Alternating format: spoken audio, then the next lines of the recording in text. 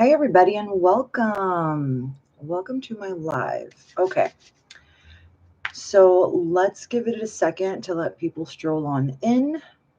But if you're new here, welcome. My name is Alexis, and I am your soul alignment coach. And this is Moonlit Metaphysics. I jump on a live every second Sunday of the month to talk about a whole bunch of different metaphysical things. Today, we're talking about the frequency of abundance. Huh? What? Yes, there is a sound to prosperity.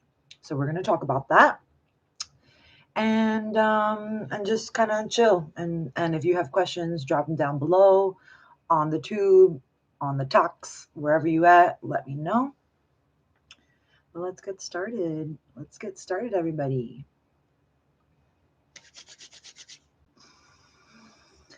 All right, making sure that everything's good. Okay.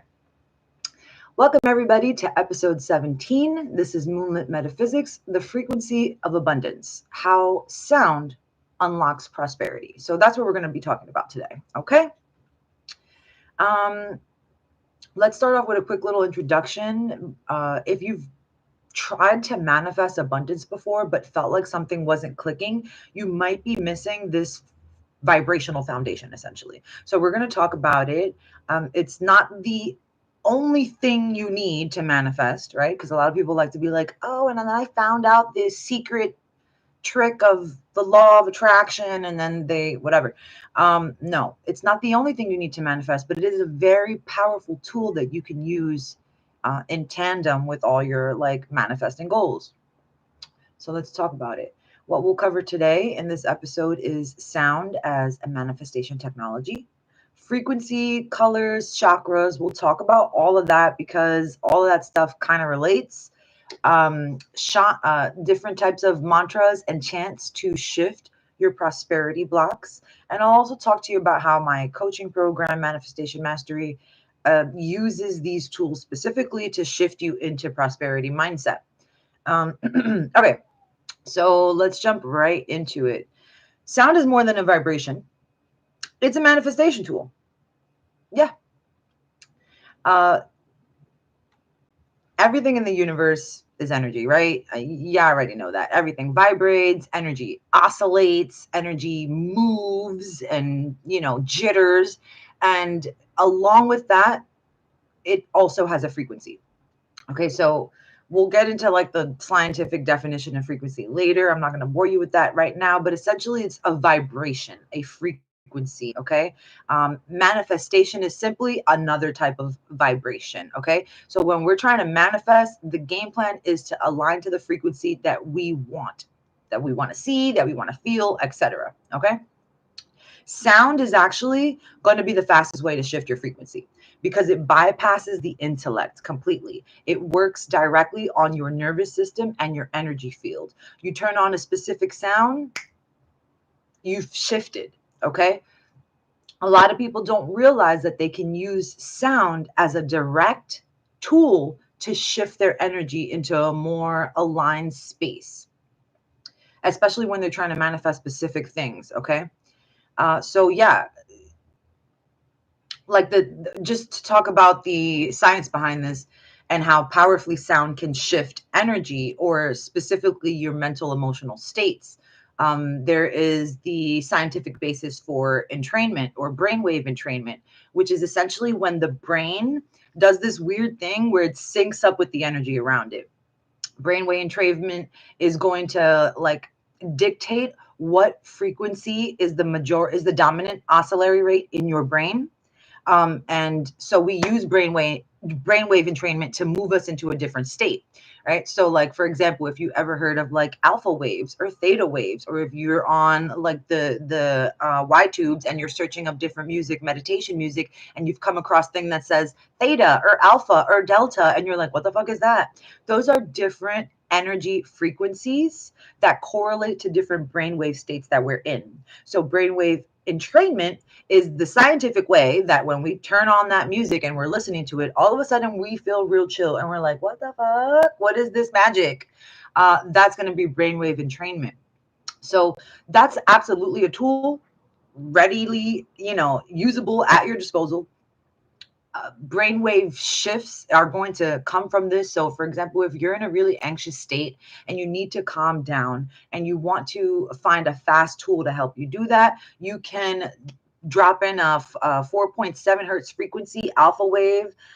Anything up to 7.8 hertz is going to resonate in that alpha wave frequency, or I'm sorry, 7.8 to 13 hertz is going to resonate in that alpha wave frequency, and it's going to make you feel relaxed but conscious. So the alpha wave is a relaxed but conscious state. It's not going to make you go into a deep sleep or a super relaxed kind of comatose state, which is more of like a delta theta. But basically, listening to these frequencies entrains your brain. It makes your brain match up to the dominant frequency coming out that speaker or whatever. Very helpful to shift your energy. Again, if you're not in alignment to what it is you're trying to manifest, you're not going to manifest it.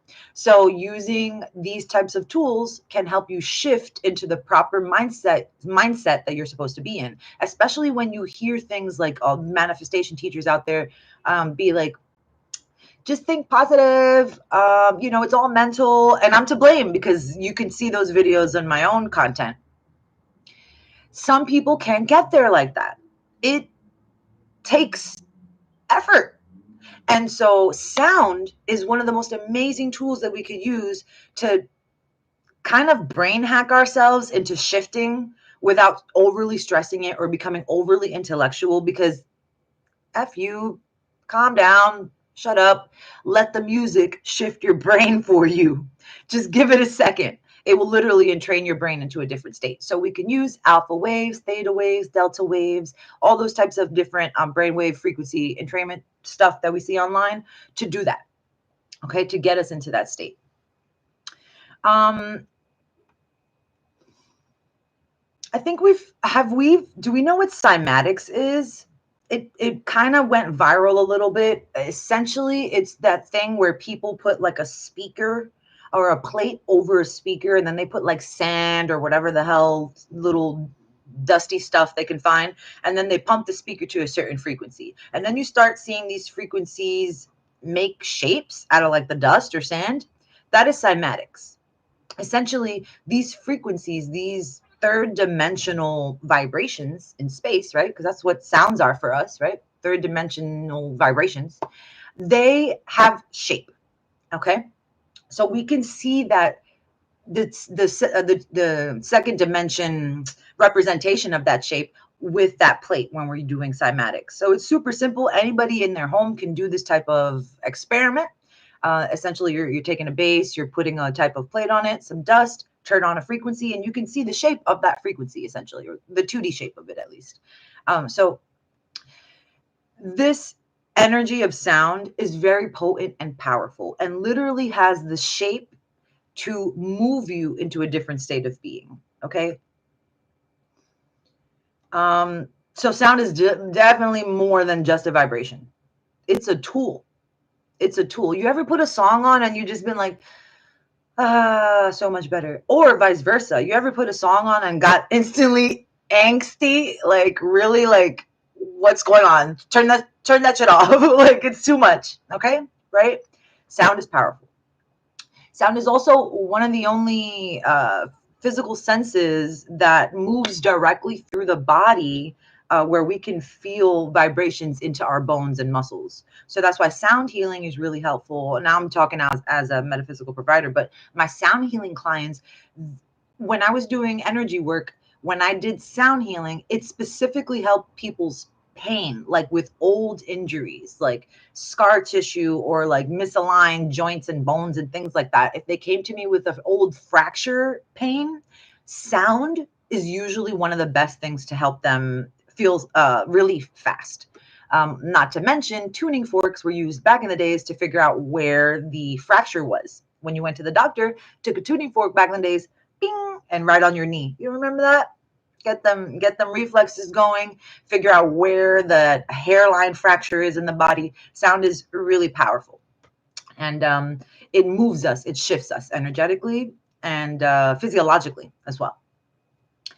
All right, so let's move into sound, color, and chakra, because when we talk about prosperity and manifestation, a lot of people like to go into the chakra work, right? And we can talk about how solar plexus center, root chakra work, uh, even sacral energy center. I mean, honestly, all the chakras and balancing them and balancing your chakras is all going to be important for that manifestation process.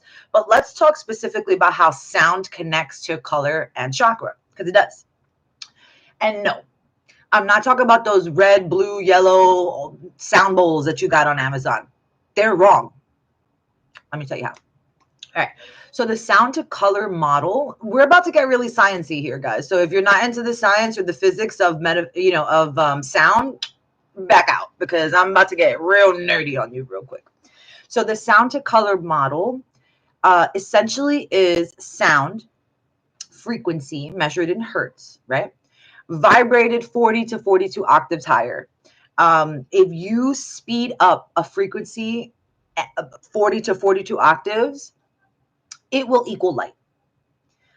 Light is essentially the wavelength of the visible color spectrum, right? So light is what our eyeballs can see. There are other spectrums of energy that we cannot see, right? Like UV, infrared, right? The visible spectrum of light, same electromagnetic spectrum of energy, has a correlating frequency, right? So if you take the visible spectrum of light, let me try to break this down a little bit, like red, and you slow that wavelength down, slow it down 40 to 42 octaves, you will get the note G. Huh? What? Yes. Okay. So let me give you another example. Yellow. Everybody knows yellow. Yellow corresponds to the solar plexus, our center of willpower, motivation, manifestation, good luck, all that stuff, right? Confidence, clarity, magnetism, joy, all that beautiful stuff, right? That's our solar plexus. It's yellow, right?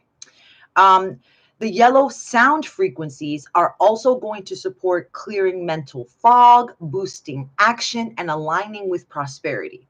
So if you're trying to work on solar plexus chakra manifestation, you're going to use the color yellow, and you're also going to use the sound, the hertz, the frequency that relates to the color yellow. Why? Because it's basically an energetic hack, subtle energies working all throughout the physical, mental, emotional, and spiritual bodies to align you to what it is you're trying to do. So you're trying to manifest, you're trying to get mentally clear, you're trying to get rid of mental fog, you're trying to boost your own motivational action, you're trying to align with prosperity. You're going to work with yellow and the sound of yellow. Okay. That was a lot. If you have any questions, drop them down below. So yeah, solar plexus association. Traditionally, it's going to be the note E. So when you buy your sound bowls on Amazon, and I'm not hating because I also bought my sound bowls on Amazon. When you buy your sound bowls on Amazon and you're like, I like the color ones, I'm going to get the yellow one. I need you to know that the yellow frequency for that yellow sound bowl is not in relation to the solar plexus, okay? It's wrong.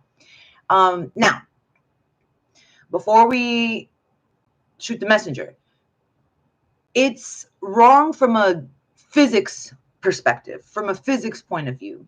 Traditionally speaking, culturally speaking, and the chakras change color depending on what culture you're talking to. So you might want to go back further. But culturally speaking, there are some cultures that would take the musical notes and correspond them to the chakras. Okay. So that's where we're getting this info from. So I'm not trying to tell people that like all of y'all are wrong out there. It came from ancient information. Okay. Granted, I respect that, but it's not physically accurate. Okay. So the note E in your yellow sound bowl does not correspond to your solar plexus. It should be the note A sharp to be specific. Okay. Just an example. So while that, I prefer that mathematical chromatic scale, it's just more aligned with the frequencies of physics. It does correlate to some ancient practices, like some ancient peoples, whether it be Asian, I can't remember specifically who said what right now, Asian or whatever, they will have some type of variance between their colors and their chakra correspondences. So double check on that. But if you want to do it the science way, the absolute nerdy way, the manifestation and sound healer way, you're going to line up those frequencies with those visible wavelengths of light, aka the colors. They have correlation. Okay. Yeah, so I like the sciencey part the way, just to give you some more science, because let's pretend that we're in physics in high school. You can figure out how these colors and sounds correlate on your own. There's an equation for it. It's really, I was going to say quite simple, but it's not quite simple. The equation is the speed of light equals frequency times wavelength. Okay, so the speed of light, approximately 108 meters times 3 times 108 meters per second. Frequency, measured in hertz. Things have frequencies. That's the audible energy that we can hear, is measured in hertz.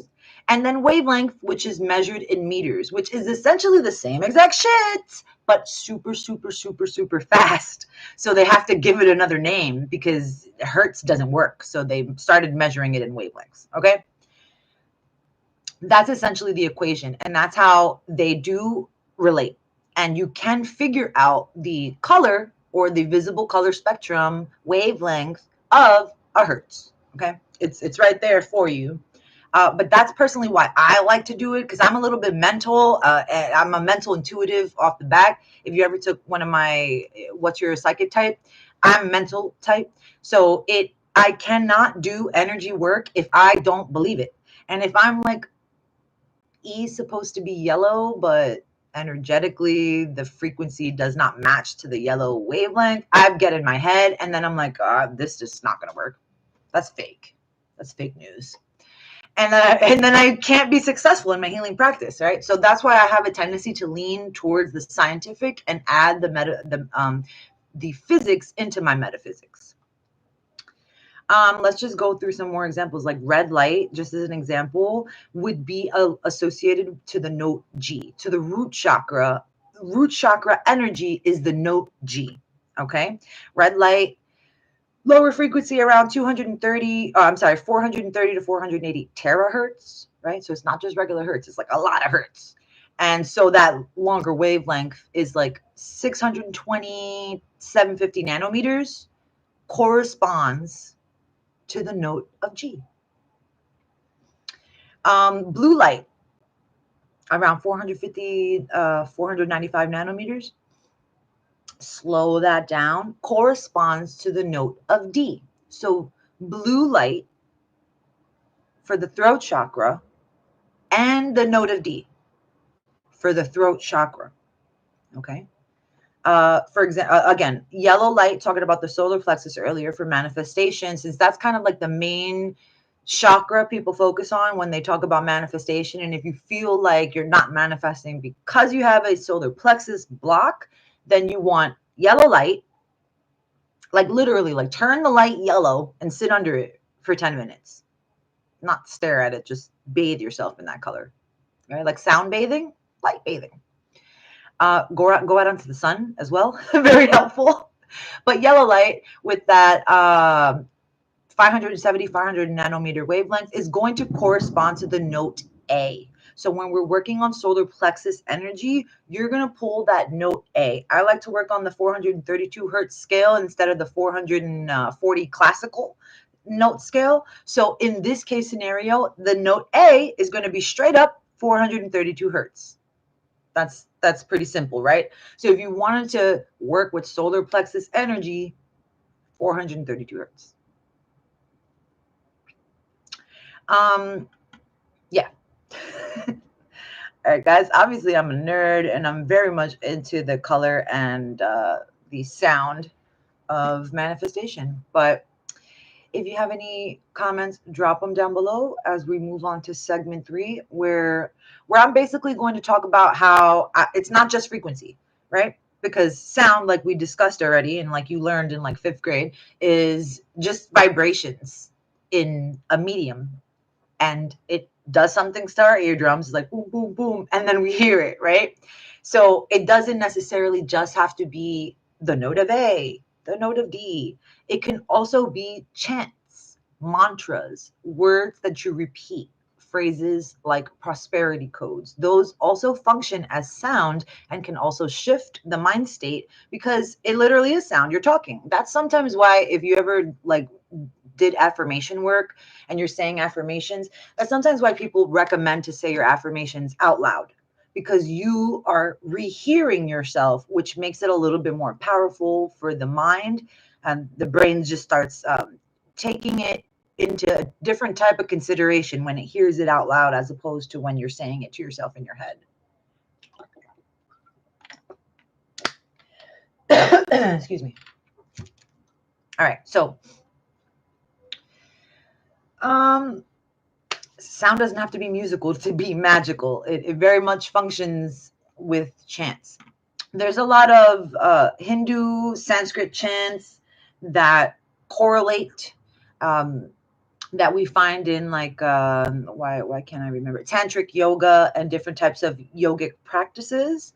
So I'm gonna go through some of them. You might have heard them if you're into chanting and or tantric yoga or that type of energy work. So basic chants that have been used, like the Om Shri, the whole thing I'll tell you. We have Om Shrim Maha Lakshmiye Namaha. And I'm going to butcher that, so I apologize because that's not my native language, but Om Shrim Maha Lakshmiye Namaha. That's a Sanskrit mantra that they use, which is your classical abundance invocation. Okay, so a whole culture already studied the sound of manifestation and came up with chants that vibrate frequencies that align you to the prosperity mindset. Okay, helps you dissolve energy blocks associated with money or abundance. Okay, it's done for you. So we don't really got to reinvent the wheel here. We just got to do our research to find out what cultures have been doing it for like 1,000 years, and like maybe check them out a little bit. They might know something. They might be onto something here, right?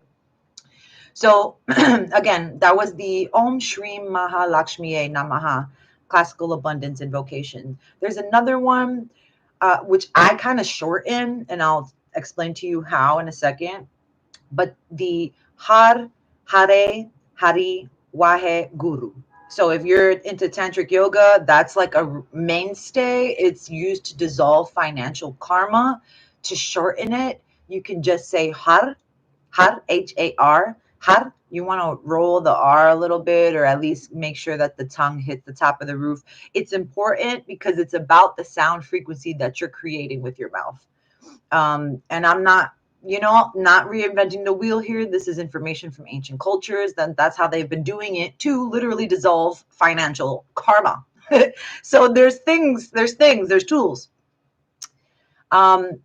Yeah, so I'll just say har, har, har, har, har repeatedly. And if you notice, when you start doing that, it kind of has to come from the gut, and eventually you'll start warming up and you'll start feeling even energy flowing in the solar plexus. Like your stomach is engaged, your abdominal muscles are engaged, so you start feeling that flow. I love that. If I'm ever feeling in a slump, or I'm like, I need money, I'm scared, I'm going to go into one of these chants to shift me out of that scarcity mindset. It has a really great way of doing it quickly, and just making you feel empowered. So, yeah, Har. Another one to reprogram the subconscious. So, not necessarily manifestation, but helping to just reprogram any energy blocks that are stopping you in the way from manifesting what you desire, is going to be Sa Ta Na Ma. Sa Ta Na Ma. Pretty simple. Just look them up to get more information. If anyone hits you, if resonates off the back, look it up, because it might be a tool that you can use. And there's also like just vowel mantras. Okay, so those are like chants. There's vowel mantras that are specifically related to the chakras. What is the one? Let me look this up real quick because I want to get this right.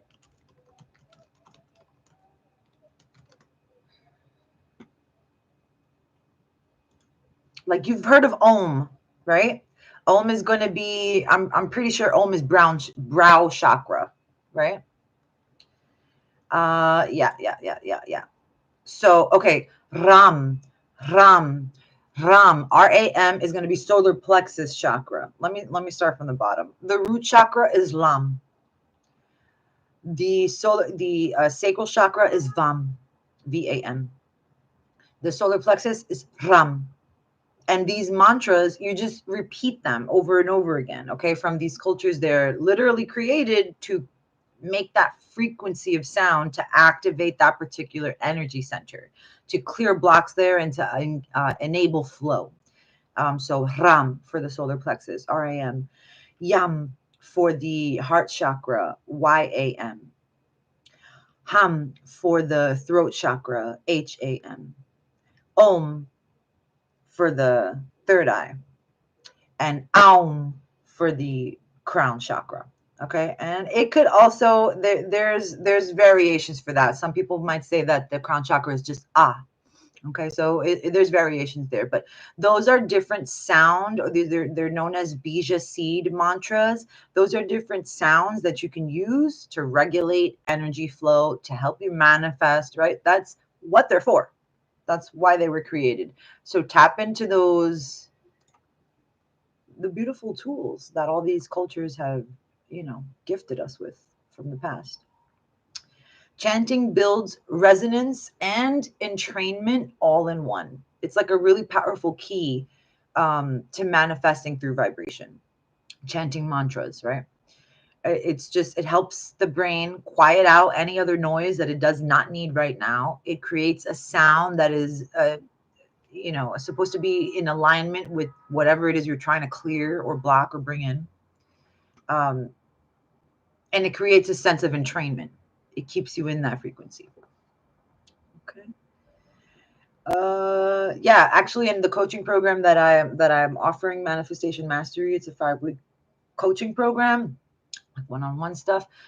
We start off with something that I call a scarcity detox. It's actually like a 10-day frequency recalibration, if you will, where we start cleaning out all that old energetic noise. We do use sound frequencies. I'm just gonna like drop that dime right now. Of course, journaling, because who doesn't journal? Rituals, little simple daily upgrades, things like that. But I will tell you, we absolutely use sound because I know how powerful it is to shift people out of certain mind states. So that's something that's embedded in my coaching program. So if you ever wanted to master your manifestation, you might want to think about that. Essentially, abundance isn't just about positive thinking. It's about embodying a frequency. And what better way to embody a frequency than to use a frequency to help us entrain to said frequency? Okay. Sound gives us a tangible, repeatable way to do that, right? Whether it's a tone, a note, a chant, or even a curated playlist. Really, like remember I said earlier, I'm sure there's a song for you that lifts you up, that just fills you with joy and excitement and happiness and all those memories that went along with it. Vice versa, I'm sure there's a song or a few for you that irk you, that trigger you and that make you want to smack the speaker halfway across the room. So you know how powerful sound is. You already know how powerful sound is. It's just figuring out what sounds are in alignment for what you're trying to do. Okay. Yeah, we're using sound to get clear, to energize our actions, and to rewire our subconscious patterns. They have been using it for millennia already in different cultures, and we just gotta like jump on board, okay? If you're not into the chanting and the mantras and you don't want to appropriate another culture's belief system, I understand that. You don't have to feel like that about that if that's more of an appreciation. But if you're still like, no, Alexis, I'm not doing it, I am not, then you have the keys on a keyboard to help you line up to whatever it is you're trying to manifest, to whatever mental state you're trying to be in. Okay. Sound plus intention plus repetition is the recipe for energetic momentum. Okay. And manifestation likes to move. It likes to move. So that's the real secret to manifesting with ease. You get your intention right, you're clear, you're clear.